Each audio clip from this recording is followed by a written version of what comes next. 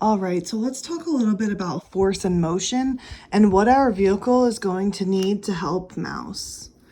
Our vehicle is going to need to be able to harness and utilize the pushing force of the wind to move it forward.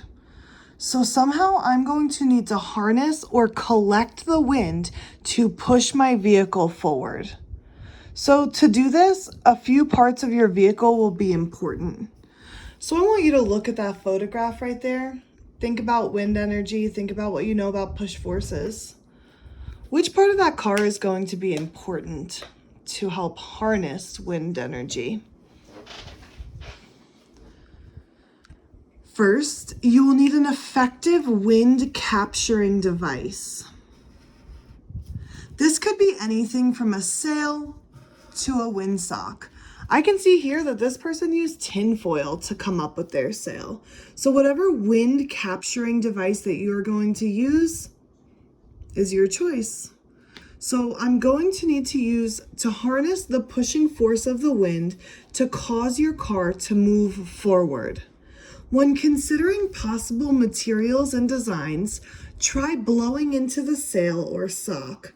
Remember, you're an engineer, so you can try out these parts as you go along. You're designing it. You're in control of what you're doing. Hold it still when you do this.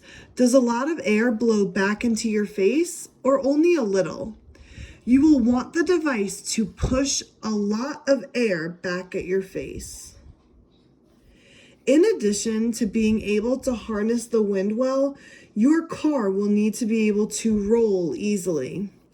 Think about designs of cars. Think about what you already know about vehicles and cars. How is it going to roll smoothly? The wheels on your car will need to work to reduce friction. So the less friction that you have, the faster your car will go, the easier it will be for that push force to move your vehicle forward.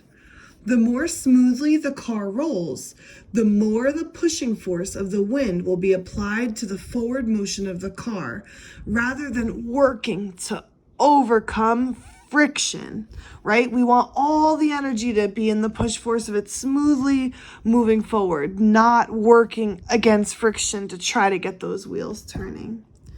So again, I want you to think, what will provide the force for your car to move?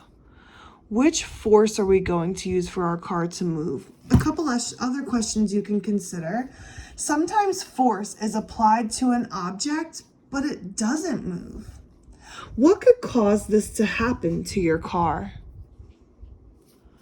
What parts of your vehicle will be important in solving the problem? And how can you check to see if the material or design you are planning for wind capturing is working well? That one you can find back in the text. So I want you to think, how are we even going to test the materials that we're then going to use for our car? What's going to be important? What kind of force is pushing our car forward? What kind of energy is wind? See you next time, scholars.